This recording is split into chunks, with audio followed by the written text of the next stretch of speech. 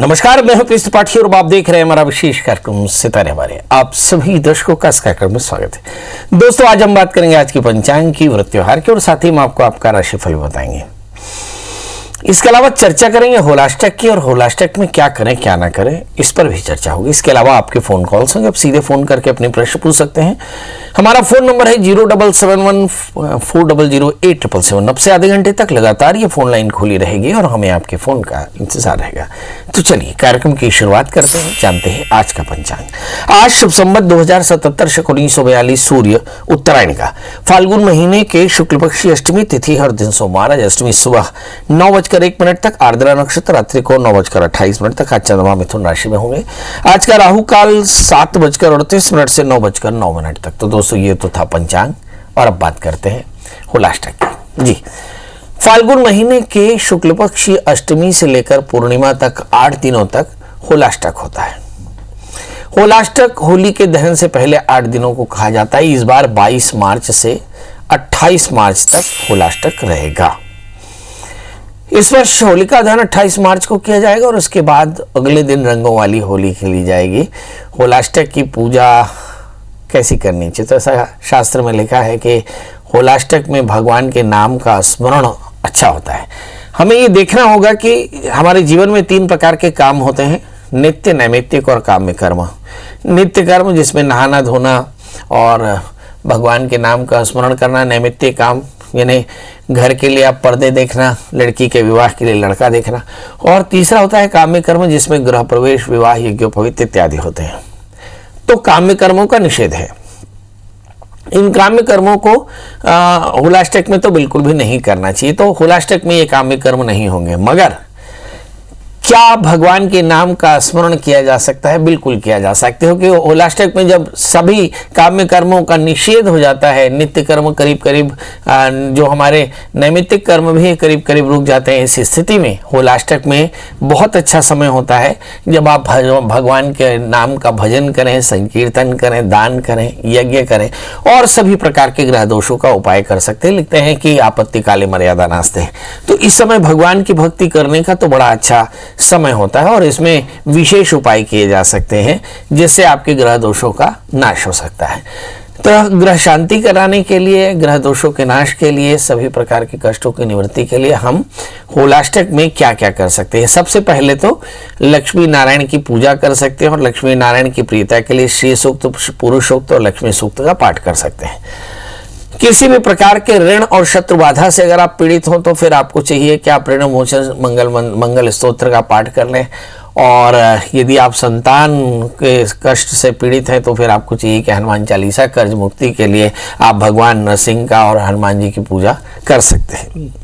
होलाष्टक के प्रारंभ होने वाले दिनों में क्या करना चाहिए? तो सबसे पहले होलाष्टक के पहले दिन 2 डंडे स्थापित किए जाते हैं। एक डंडा होलिका का प्रतीक और दूसरा प्रहलाद का प्रतीक माना जाता है। इन डंडों को गंगा जल से स्नान करके और सुंदर उसके इर्द गिर्द गोबर के उपले, लकड़ियां, घास इत्यादि इकट्ठी की जाती है और धीरे धीरे धीरे धीरे इन्हें बड़ा किया जाता है। और साथ में होलिका दहन वाले दिन इस होली को हम जलाते हैं। होलाष्टक के मध्य दिनों में 16 संस्कारों में से 15 संस्कार नहीं किए जाते हैं। 16वां संस्कार जिसे मृत्यु संस्कार बोलते हैं, ये अंत्येष्टि कर्म है, ये अनिवार्य रूप से होता है। 16 संस्कारों पर रोक होने के कारण, यानी 15 संस्कारों पर रोक होने के कारण इस अवधि को शुभ नहीं माना जाता है। चलिए, तो आपको बहुत अच्छे से पता चल गया कि होलाष्टक में क्या करना और क्या नहीं करना। अब हमारे साथ कॉलर जुड़ चुके हैं, कोका जी, आपका बहुत बहुत स्वागत है। बताइए क्या जानना चाहते हैं? गुरुजी आज होंगे चरण सभा से। नमस्कार गुरुजी। जी नमस्कार, नमस्कार, बताएं। मैं जी गुरुजी अलीगढ़ पंचकुला से बोल रहा हूँ। गुरुजी मेरी डेट ऑफ बर्थ है 21/3/1971। एक बार आराम से बोलिए। 21/3/1971 गुरुजी। समय? जन्म समय शाम को 6 बजे। जन्म स्थान जिला जींद नरवाना। 4:06 बजे गुरुजी। 6 बजे शाम को 6 बजे सुबह। हाँ, शाम को 6 बजे। जी बताइए क्या जानना चाहते हैं? गुरुजी मैंने खुद का पंचकुला में मकान बनाया है गुरुजी। जी। अभी पहले भी एक बार मैंने आपसे बातचीत किया था गुरुजी, अभी 31 मार्च के बाद जी क्या शुभ दिन, अच्छा दिन होगा गुरुजी, जो कि मतलब 1 अप्रैल से लेकर 15 अप्रैल के बीच में मेरे को कोई शुभ दिन, शुभ घड़ी बताइए गुरुजी, जिससे देखिए, सबसे पहले हम अपने दर्शकों को बता दें, मैं आप टोकूंगा कि 15 मार्च से लेकर 15 अप्रैल तक मीन का अर्क होता है, मीन राशि का सूर्य होता है। इस समय कोई भी शुभ कार्य नहीं किए जाते, इसलिए मेरी तो गुजारिश ये है कि जो भी मुहूर्त ढूंढे 15 अप्रैल के बाद ढूंढे, 15 अप्रैल से पूर्व नहीं।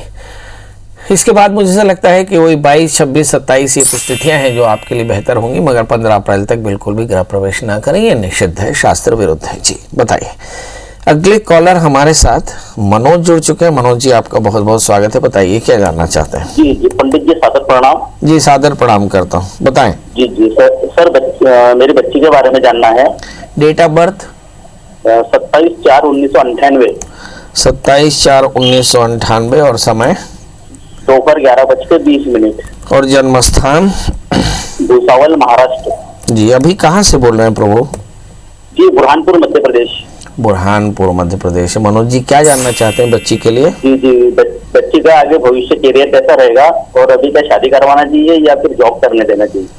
चलिए, पढ़ाई क्या कर ली बेटी ने? जी BE कंप्यूटर साइंस में किया है।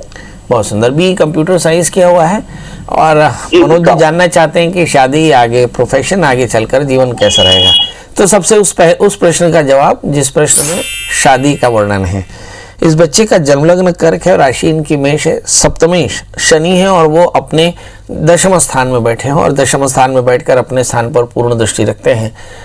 तो being a parent, being a consultant, मुझे ऐसा लगता है कि शादी से पहले इस बच्ची का कुंभ विवाह याद से करा लें। दूसरा, क्या इस बच्ची को प्रोफेशन में आगे जाना चाहिए? जरूर जाना चाहिए, क्योंकि शनि दशम स्थान में है, तो मुझे ऐसा लगता है मैरिटल लाइफ में थोड़े क्लैशेस हो सकते हैं, इसलिए प्रोफेशन बिल्कुल भी बंद ना करें। तीसरा प्रश्न, क्या शादी में कोई व्यवधान है? निश्चित तौर पर शादी में आप उनसे उनकी सलाह पूछ लें, उसके बाद ही शादी करें। चौथा प्रश्न, इन्हें क्या शादी करना चाहिए या नौकरी करना चाहिए? मुझे ऐसा लगता है कि चूंकि बृहस्पति की अंतर्दशाएं चल रही हैं और समय भी हो गया है, अगर बच्ची शादी के लिए राजी हो तो शादी कर देना चाहिए। तीसरा प्रश्न जो आपने नहीं पूछा, मुझे ऐसा लगता है कि करना चाहिए, मुझे बताना चाहिए, इस बच्ची को एक 4 कैरेट का टोपाज, एक 4 कैरेट का मोती पहनावे और बृहस्पतिवार का व्रत करने को कहें, और ऐसा करने से इनके दाम्पत्य जीवन के कष्ट और करियर के कष्ट दूर होंगे। जी, हम अपने दर्शकों को बता दें कि आज राशियां आपको स्क्रीन पर दिखेंगे और आपके प्रश्न होंगे।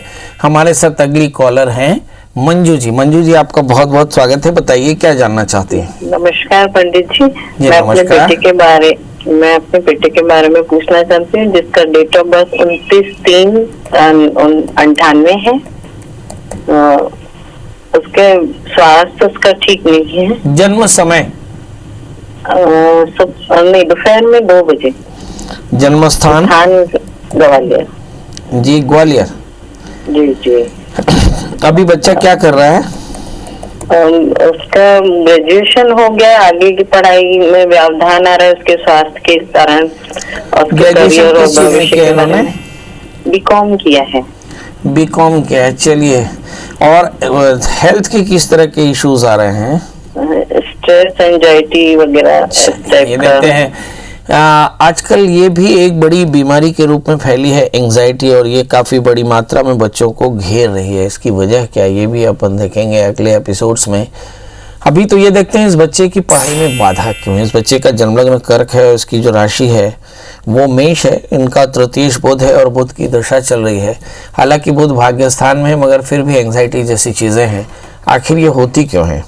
एंजाइटी की मूल वजह होती है हमारे पास में अनुत्तरित प्रश्न होते हैं, और अनुत्तरित प्रश्नों के भंवरजाल में जब हम फंस जाते हैं, रात जागरण करने लगते हैं, इंसोम्निया जैसी परेशानियां होती हैं, और फिर उसके बाद में मानसिक द्वंद्व शुरू हो जाता है। इसे ही हम एंग्जाइटी बोलते हैं, और काफ़ी ज़्यादा तनाव होता है। कई बार ऐसा होता है कि अभी इन दिनों कोरोना काल में बच्चों की पढ़ाई डिस्टर्ब हुई, उसके बाद उनको अपने भविष्य में अंधकार दिखता है, शायद इसके कारण भी एंग्जाइटी है। मतलब कई तरह की वजह हो सकती है। मोटे तौर पर वजह तनाव, भविष्य का उज्जवल नहीं होना, इसलिए शायद बच्चों को, या रात जागने के कारण शायद बच्चों को एंग्जाइटी काफ़ी बड़ी मात्रा में, और बहुत सारे बच्चों को एंग्जाइटी लगातार टीवी स्क्रीन या एलईडी स्क्रीन पर नजर रखने के कारण भी हो रही है। बच्चों को नींद नहीं आती, इंसोम्निया जैसी परेशानियां हैं। चलिए, तो इस बच्चे के लिए क्या करना चाहिए? इस बच्चे का जो मैंने बताया कि कर्क लग्न है, राशि मेष है और बुध तृतीय होकर के भाग्य स्थान में बुध की अंतर्दशाएं चल रही हैं, तो सबसे पहले इन्हें बुध की शांति के लिए सत्यनारायण की कथा करा लें और आप ओम नमो भगवते वासुदेवाय इस मंत्र का 21,000 जप कर ले। इस बच्चे को एक 4 कैरेट का टोपास, 4 कैरेट का मोती पहना है। इस बच्चे को रात में सोने से पहले शावर दिलावें, ढीले कपड़े पहनावे, हो सके तो पैरों में सॉक्स, गीले सॉक्स पहना देवें और आप देखेंगे कि बच्चे में काफ़ी हद तक एंग्जाइटी दूर हो जाएगी, बच्चा ठीक हो जाएगा। चलिए, हमारे साथ अगली कॉलर हैं सुनीता जी। सुनीता जी, आपका बहुत बहुत स्वागत है। बताइए क्या जानना चाहते हैं? जी पंडित जी, मैं अपने बेटे के बारे में जानना चाहती हूँ। सुनीता जी, अपने बेटे की डेट ऑफ बर्थ बता दें। 7 जून 1999। 5 या 7? 7 जून जी। 1998। समय? नहीं 98 नहीं 99। चलिए, समय? समय 7:30 बजे शाम को, सोनभद्र। जन्म स्थान? सोनभद्र। सोनभद्र, ये कहाँ पड़ता है? ये तो उधर पड़ता है मिर्जापुर और वो विंध्याचल के तरफ। चलिए, बताइए क्या जानना चाहते हैं? वो क्या है, बीबीए कर लिया है, एमबीए के लिए डाला है, पढ़ाई कैसा रहेगा और आगे का भविष्य उसका, मतलब सरकारी जॉब है कि नहीं, स्वास्थ्य कैसा रहेगा और शादी ब्याह मतलब कैसे अपने मन से करेगा। बहुत तरह के प्रश्न हैं। अब आप पंडित जी सब 30 सेकंड में जरूर बताने की कोशिश करेंगे। इस बच्चे का जन्म लग्न धनु है, राशि इसकी कुंभ है, 11वें स्थान में मंगल है। बच्चे का बहुत एकाग्रता अच्छी, मगर 5वां शनि है, इसको सर्वाइकल स्पॉन्डिलाइटिस जैसी परेशानियां हो सकती हैं। 5वें स्थान में बृहस्पति, शासकीय नौकरी पक्की मिलेगी। सप्तमेश बुध स्वग्रही होकर बैठे, तो ऐसा लगता है पत्नी इसे बहुत अच्छी मिलने वाली है। 5वें स्थान में शनि है, पत्नी इसकी मर्जी से मिलेगी। 8वें स्थान में राहु है। जिंदगी में भगदड़ बड़ी है, मतलब फ्लक्चुएशंस बहुत ज़्यादा है और मैं देख पा रहा हूँ कि इस समय राहु की अंतर्दशाएँ चली जो काफ़ी ज़्यादा पैनिक रही। 25 दिसंबर 2019 से लेकर ये 1 नवंबर 2022 तक रहेगा। यदि शुक्र राहु 8वें स्थान में बैठे हैं, मतलब बहुत साफ है कि आपके घर में सभी बहुत ज़्यादा परेशान होंगे। अब समाधान क्या है? चाहे बच्चे का करियर हो, चाहे परिवार में अशांति हो, इन सब का निदान है कि आप नित्य रुद्राभिषेक करने को कहें, अपने घर में शिव महिमा स्तोत्र का पाठ करें और महीने दर महीने सन 2022 नवंबर तक रुद्राभिषेक कराते रहे। इससे आप देखेंगे कि बच्चे का करियर भी अच्छा रहेगा, परिवार की परिस्थितियाँ भी बेहतर होंगी। याद रखें, राहु की दशाएं चल रही हैं। इस समय बच्चे को बाहर भेजना फायदेमंद नहीं होगा। शायद बच्चा बाहर जाना चाहता हो। बच्चा एमबीए जरूर कर सकता है, एमबीए इसके लिए बहुत फायदेमंद रहेगा। किसी भी प्रकार की सफलताएं नवंबर 2022 के बाद ही इसे हासिल होंगी। अगर किसी प्रकार का कोई लकी स्टोन पहनना चाहते हो तो जरूर पहने। एक 4 कैरेट का टोपैज और एक 4 कैरेट का माणिक पहन सकते हैं। रविवार का व्रत कर सकते हैं, ये कल्याणकारी होगा। तो फिर से एक ब्रेक के बाद भी हमारे फेसबुक लाइव के दर्शकों के प्रश्नों का जवाब होगा, आपके प्रश्नों का जवाब होगा। आप थोड़ा सा इंतजार करिए। बहुत दिनों से ये शिकायत थी कि हमारी कॉल नहीं ली जाती, तो अब सिर्फ कॉल है। आप अपनी 12 राशियां स्क्रीन पर देख सकते हैं। जी, हमारे साथ अगली कॉलर है सुनीता जी। सुनीता जी, आपका बहुत बहुत स्वागत है। बताइए क्या जानना चाहते हैं? हेलो, प्रणाम पंडित जी। जी प्रणाम सर। ये पंडित जी, मैं मेरी बहन और हम दोनों बहन के बारे में पूछना चाहती हूँ कि दोनों बहन का शादी नहीं लग रहा है। आप सबसे पहले अपनी बता दें बहन जी की, उसकी बात बता देंगे। डेट ऑफ बर्थ बताएं। जी, मेरा है 28/8/1983, समय सुबह 7 बजे। जन्म स्थान?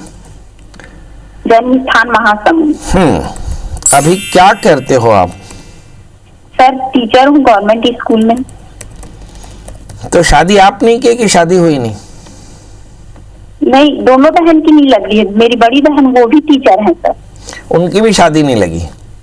जी। चलिए, आइए देखते हैं शादी क्यों नहीं लगी। एक बड़ी वजह कहीं ढूंढे, और बड़ी बहन की भी शादी नहीं लग रही है, इसकी भी वजह ढूंढे। चलिए, सबसे पहले आपकी जन्म कुंडली से आपकी बहन की कुंडली देखने की कोशिश करते हैं। आपका जन्म लग्न सिंह है और आपका जो नवमेश है वो मंगल है। 9वें स्थान में मेष लग्न है और मेष लग्न से अगर 7वां स्थान देखें तो शनि है। इसका मतलब आपकी बड़ी बहन की शादी 7वें शनि के कारण नहीं हुई और शादी से पहले उनका कुंभ विवाह कराएंगे तो शादी हो जाएगी। अब आपकी बात करते हैं, आपके 12वें स्थान में मंगल है, आपके लिए भी कुंभ विवाह नांदीमुख शादी के साथ कराना होगा तो आपकी भी शादी हो जाएगी। तो एक छोटा सा काम करिएगा, ये जो होलाष्टक निकल जावे और फिर 15 अप्रैल निकल जावे तो कभी मौका लगा करके महासमुंद से रायपुर ज़्यादा तो नहीं है, पर संडे वनडे के दिन किसी दिन आप परिवार सहित पधारें। कोशिश करेंगे हम आपके प्रश्नों का जवाब ठीक दे सकें और समाधान भी दे सकें जी। तो अब आपसे विदा लेने का समय। विदा लेने से पहले फिर से वही बात एक बार अपने दर्शकों को पुनः बता दें कि 22 तारीख यानी आज से होलाष्टक लगा 28 तारीख तक होलाष्टक में काम्य कर्मों का निषेध है, मतलब गृह प्रवेश, यज्ञोपवीत, विवाह इत्यादि नहीं होंगे।